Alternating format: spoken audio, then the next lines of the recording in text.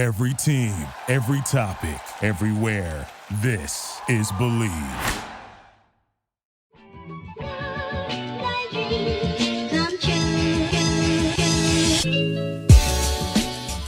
Welcome into the JMU Sports News Podcast. My name's Jack Fitzpatrick. No Bennett Conlin this week, which is why I'm doing something I normally don't do, which is intro the podcast. But this week, we have an awesome special guest coming in. Percy Agyei-Obese joins us to talk about what he's doing to prepare for the NFL draft and prepare for NFL tryouts coming along in the next few months. And he talks about some of his JMU favorite memories. We dive into some nitty-gritty stuff, including NIL and that infamous Arby's tweet. It's an awesome time coming up in just a few minutes. But before we dive into that interview with Percy, we want to let you guys know that BetOnline remains your number one source for all of your college basketball betting needs this season. Get analysis of every play, prop, and point at BetOnline. You'll always find the latest odds, bracket contests, team matchups, and game trends at BetOnline. Updated odds for everything from live games, the conference championships, right through the Final Four and the championship game. Well, folks, that already happened, so you can use them to do golf, get prepared for the NFL draft, everything that you can imagine BetOnline has. It was your college basketball headquarters. It's now your NBA playoff and NHL playoff headquarters. Head to betonline.ag today or use your mobile device to sign up and receive your 50% welcome bonus on your first time deposit. You want to sign up with BetOnline, use promo code BELIEVE, that's promo code BLEAV, and when you sign up, deposit, let's say $100, they'll credit your account with a $50 free bet. So head on over to betonline.ag, enter promo code BLEAV, promo code BELIEVE to get started. BetOnline, where the game starts. And another place where the game starts, you can get your Saturdays started ahead of JMU football, just a few months away. You can get lacrosse game days started over there. You can get baseball, softball, everything. Every JMU sport game day started over at the Harrisonburg three-notched location, the Valley Collab House. We want to shout out Three Notch, the official beer, I guess you can say the official beer of JMU Sports News, an amazing sponsor. Head on over to the Valley Collab House in Harrisonburg so you can get drinking all of the amazing beers they have on tap. They have some awesome merch in there. You can buy 4-packs, 6-packs to go, growlers to go, crowlers to go. Everything you need is over at the Valley Collab House. If you're in Richmond, if you're in Roanoke, if you're in Charlottesville, Virginia Beach, I believe as well, you can check out their local tap houses, tap rooms there as well. Check them out and let them know that JMU Sports News sent you. You can also sign up for their Fresh Beer Club. Ask about that when you head on into their tap rooms. Fresh Beer Club, you pay a little bit of money every single month, essentially like a membership where you're getting exclusive goodies and exclusive beers and fresh beer each and every month so you can taste your way through the three-notched collection. Before we jump into our interview with Percy Agyei-Obese, one of the best running backs in JMU history, just finished up his career this last season, preparing for the NFL. We talked to him about all of that. We talked to him about his time at JMU. Just want to do a quick roundup of spring sports. Bennett writes up the newsletter and gave an amazing breakdown of each team. You can sign up for the JMU Sports newsletter over at jmusportsnews.com. Never miss a second of any of the action. He wrote, baseball, they're 19-12. They're coming off of a series win against Georgia State, and my numbers are correct. They're 7-2, 8-2, something along those lines over their last 9-10 games. Don't look now. The Dukes might be hot. They might be figuring some things out at the plate. They may be figuring out some things on the bump. And then over across the way at Veterans Memorial Park, softball lost its series to Georgia State. They're now 21-12, 6-6 in the Sun Belt. And at the time of writing the newsletter, JMU barely inside the top 100 of the RPI. They're sitting at number 99. Lacrosse, they are national championship contenders, like by far. They're really, really, really good. They're 13-1. Only loss was a season opener against UNC, and they've looked damn dominant over the last few weeks. They're 18-1 win over Vanderbilt. I believe that's their largest margin of victory on the season. Over their last three opponents, they have won 54-13. Lacrosse is playing on another level. If they're able to stay in that top four and it'd be a top seed come the lacrosse tournament time, they may be hosting on their way to the Final Four and be poised for another national championship run. Men's tennis, they're 11-8 overall, 3-4 in Sunbelt play. Women's tennis, 11-6, undefeated in Sunbelt action. That women's tennis squad is legit. Men's golf, they're competing this week. Dukes will play in the Sunbelt Championship soon. Women's golf continues to be electric. They have the Sunbelt Championship this Sunday. According to Bennett, as he is clued into the golf world, the Dukes should be in the mix to win the title. Track and field, they won 5 events at the Dalton E-Bakes Invitational. So without further ado, we'll head on over and have our interview with Percy.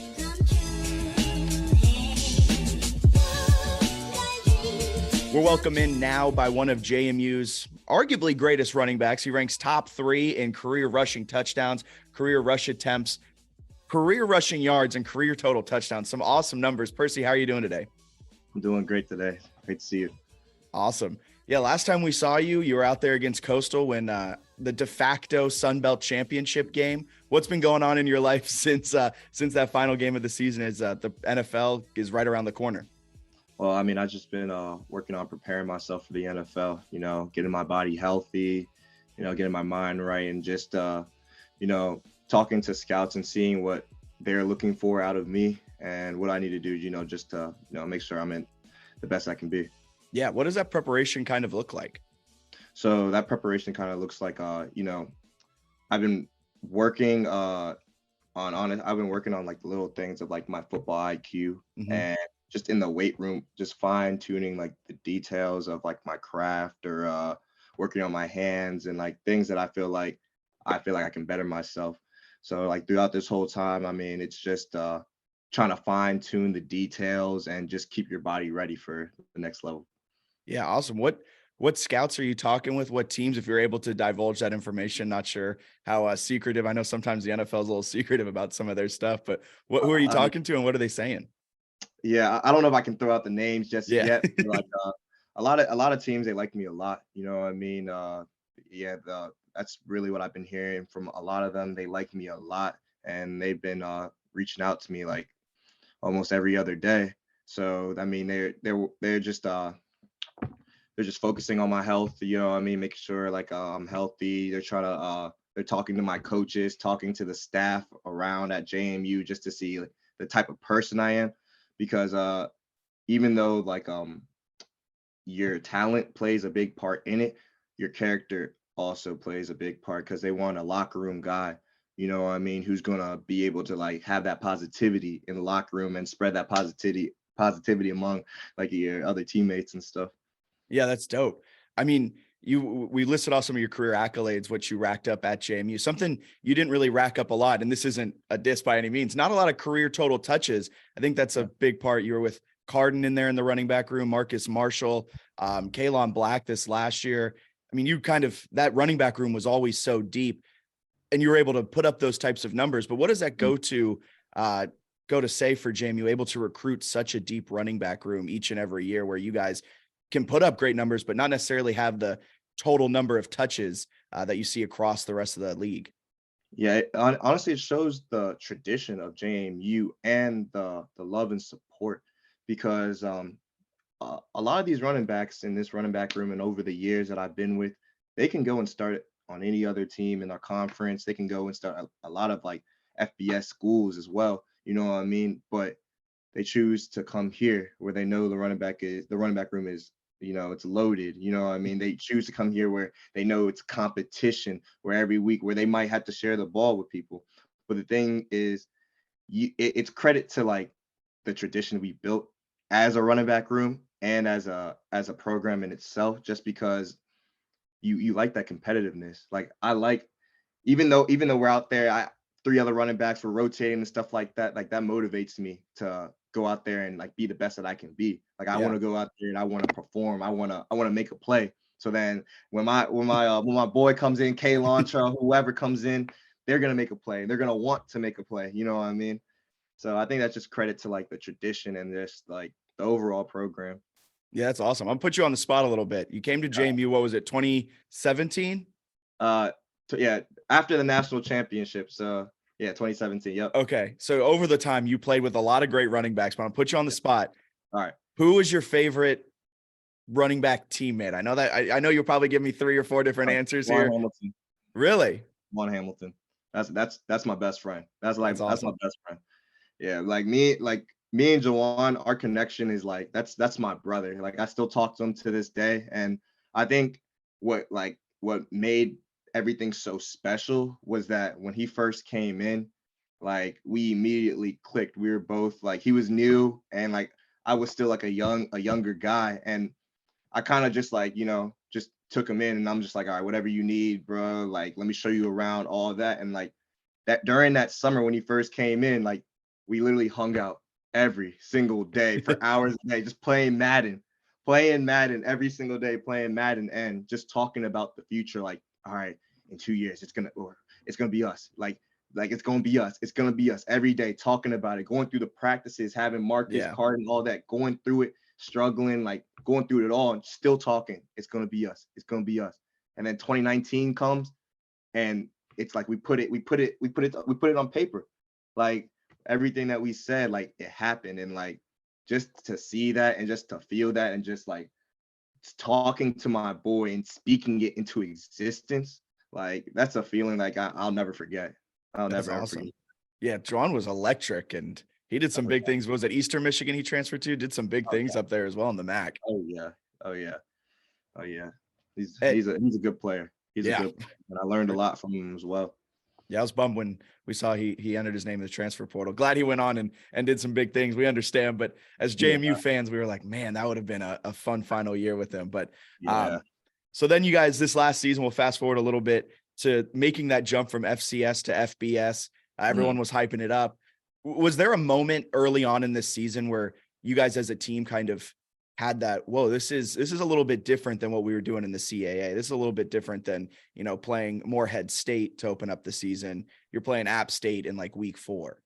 I guess to a sense, yeah, there was like kind of that feeling, but like honestly, overall, everyone's mindset was set on we know what we can do. We're Mhm. JMU.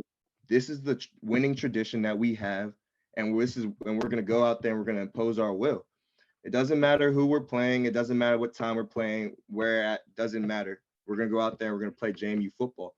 And I feel like that was a big part of everyone's mindset this year because we weren't going into App State or other games or even Louisville like, oh dang, like this team is really good. They're gonna beat us. We're going in there like, okay, it's gonna be a competition. Mhm. We know what we can do. We know we can win this game. We gotta do what we have to do to win this game. You know what I mean? Like we have the talent, we have the people, we have the heart. We know what we can do. You know what I mean? So let's just go out there and do what we do. And it was great that everyone had that mindset because not all teams are like that. Yeah. And I mean, it showed through 8-3 final record. You guys destroyed Coastal 47-7, and they were ranked number 23. Crept into the AP top 25 for a little bit, which was awesome to see. But you mentioned that App State game, and I gotta ask, I think that's the biggest comeback in JMU history. It was a weird game. It felt like App State, you blinked, all of a sudden they were up 28-3. Very Yeah. reminiscent of a certain Super Bowl that I won't mention here because I think that joke's been made a few times. But when was that moment in that game? You guys talk about how you can always compete. You always know you can, but there's got to be a feeling in the team huddle where you're like, guys, we were down, but like we can come back right now. Yeah. I feel like that whole game, you feel the energy. And not once did I feel that my teammate had the mindset of like, oh, we're losing the game. Like it's over. Like, no, the whole time it was like, all right, we know what we need to do. You know what I mean? We know what we need to do. We're a great team, like, you know what I mean? And let's just go out there and do it. And like Coach Signetti was on the sideline in everyone's ear, running up and down the sidelines in everyone's ears, the coach's ears, the players' ears, talking about, all right, stay in it, let's have fun, stay in it. And I feel like that also helps just keep your head level because in those times, that's the biggest part, keeping your head level. Don't get too high, don't get too low. And hey, at the end of the day, we handled business, came out on top. Yeah, for sure. And with Signetti, you were unable to play a few years under Houston, then you went into Signetti. Can you talk a little bit about the difference in the two coaching styles? And things that both of them did well, and why we see Houston having success at ECU, and why Cignetti is building JMU into such a, what seems like it's going to be a national factor for years to come. Definitely. And their coaching styles are like night and day, honestly. I bet from the sideline, from the television, it looks like it is very different. So that's why I wanted to ask. It's completely night and day, but it works. Both of them work. You know what I mean? You just got to know how to run each program the way that you want to run them. So like with Houston, with Coach Houston, it was more of a militaristic type coaching system, a lot of discipline, a lot of this is what needs to, you know what I mean? This is your job, get the job done. Mm-hmm. You know what I mean? No excuses. With Coach Cignetti, it's more of he's more of like I would say like a little bit more personal with the players in a sense where it's like he'll allow you to make more mistakes and like learn from your mistakes. But you know, with some kids, that's what they need to reach their potential. And I feel like with both coaching styles, they both worked out for our team. You know, I went through the disciplinary more coaching style, and like I mean, I was doing great under that style. And like even with Coach Cignetti was more a little bit more laid back. You know what I mean? Allowed you to handle your business more. You know what I mean? Like you are more in control, that more responsibility. I feel like with that as well, like I excelled too. You know what I mean? Just because like I was mature enough to like handle my business. Yeah. So in 2021, you played 4 games, got that red shirt that year, and then decided to come back for that final year of eligibility. Can you take me through that process where you did decide to come back this last season and finish out your JMU career? Yeah. So actually after I got hurt, I was originally going to be done with my career. I was going to just start, you know, getting ready for pro day and, you know, getting ready for the league. But then just you know, talking to the coaches, talking to some scouts and some agents, I'm just like, you know what? Like I want to come back and I want to finish this right. I want to come back and I want to do this. I want to do this thing the right way. I want to finish the way I want to finish, and like I want to go off with a bang. So I talked to Coach Cignetti. You know, he was in my ear for a little bit. He was just like, I mean, whatever decision you make, I respect your decision. Talked to some of the other staff around and some of my mentors as well. And I felt like the best decision for me was to come back. And I was excited to come back and, you know, be a leader and just lead the way, you know, I wanted to, and just be successful. Just be successful, man. Yeah, that's awesome.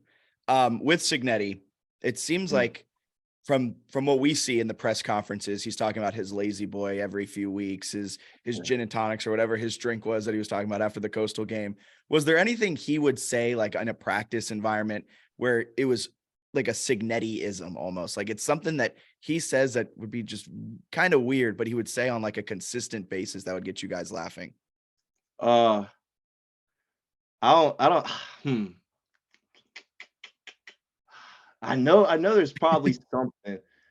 I know there's probably something, but I just can't think of it right now. Like I don't know. I can't think of anything right now. Well, it's good to know that there's something out there that Yeah, he would say. he got something. I'll probably think about it down the road and be like, but hey, I can't think of anything right now. Yeah, he had some interesting. I think his introductory press conference was talking about something about a pig or something along those. Very interesting in the press conferences. Yeah, he's got some interesting interesting speeches and like analogies and stuff like that too. So sometimes you really gotta think about it. He said something about like you gotta take a pig to make bacon. I don't know, but yeah, in the moment it made sense that what he was talking about. So yeah, in the moment you're ready to run through a brick wall for him, and then you're looking back now a few months later, and you're like, I don't really know what he totally meant by that, but it worked. Yeah. So, gotta ask you a question that I think a lot of people are dying to know. Okay. Right when NIL comes out, there's this Arby's tweet that starts circling around. I need to know the backstory on what this Arby's tweet was. Did you see any NIL money from it? How did that all work?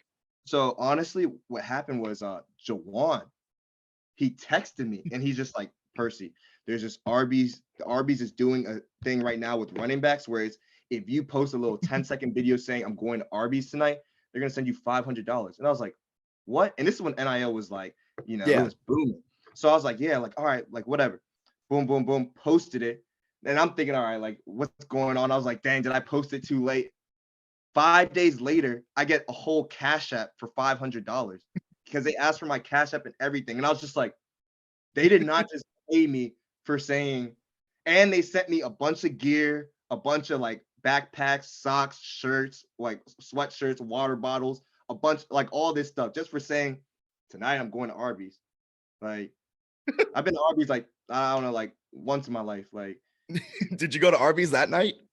no. But Ah. my old linemen, they were telling me, they're like, if you get any discounts, bro, please let me know. Please let me know.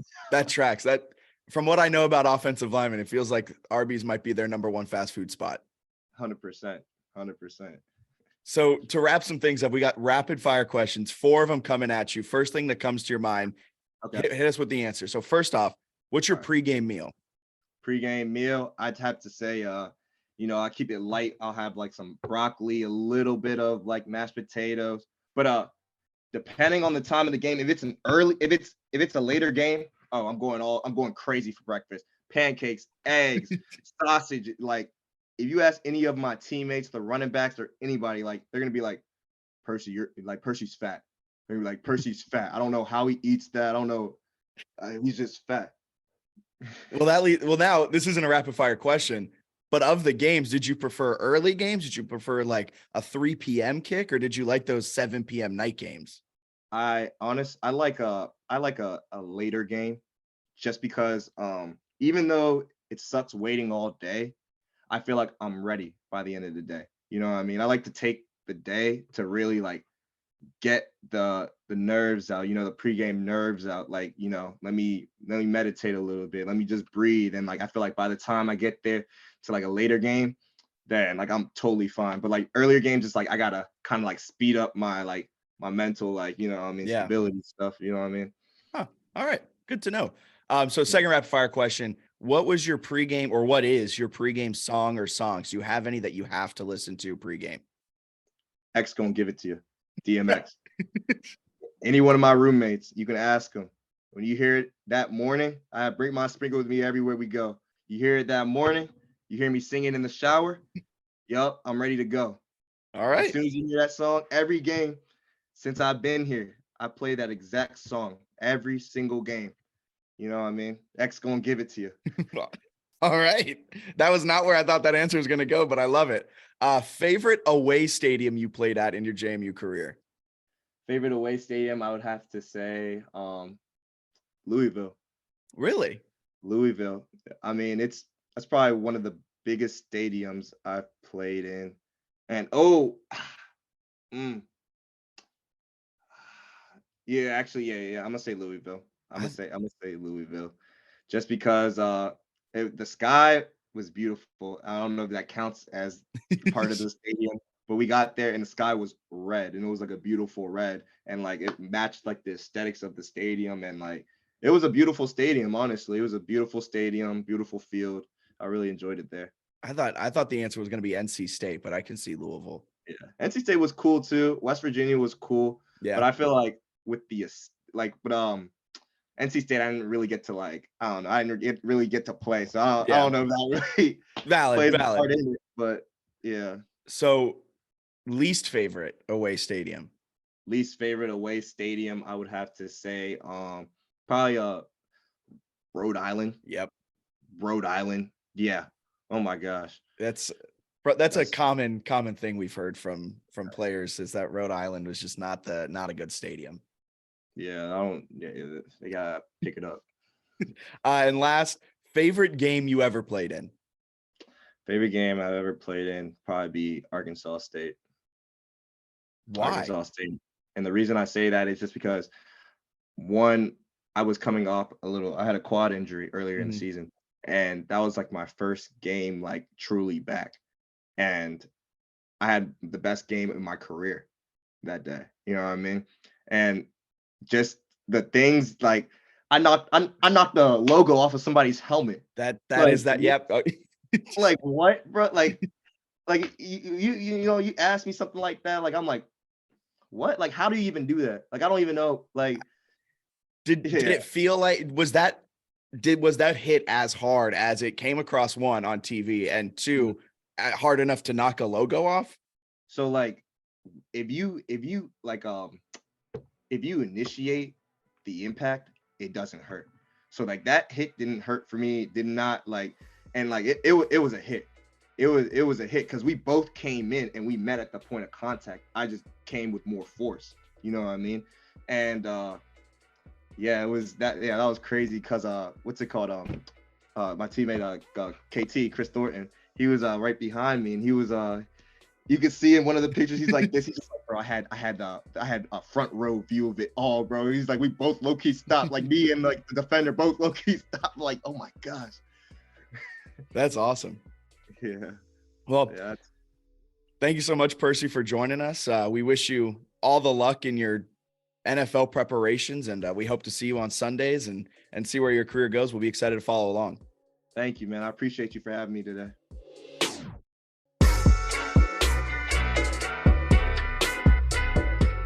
Thank you guys so much for tuning into the JMU Sports News Podcast presented by Bet Online and 3 Notched Beer. We'll see you guys soon. Have a wonderful rest of your day. See ya.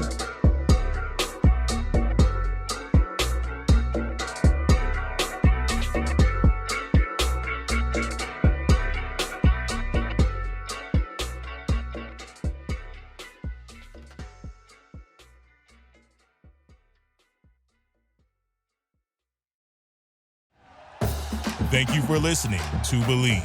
You can show support to your host by subscribing to the show and giving us a 5-star rating on your preferred platform.